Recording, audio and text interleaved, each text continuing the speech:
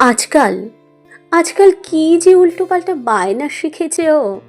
যখন তখন এসে বলবে ওর একটা আকাশ চাই।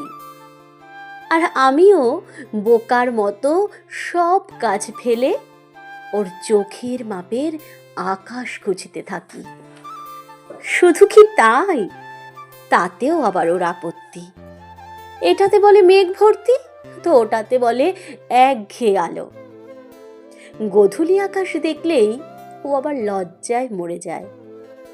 আমারও হয়েছে জ্বালা, মেঘ থাকবে না, রোদ থাকবে না, এমন একটা আকাশ আমি কোত্থেকে খুঁজে আনবো?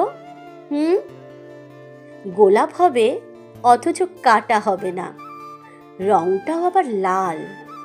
ধ্যাত, এমন আবার হয় নাকি?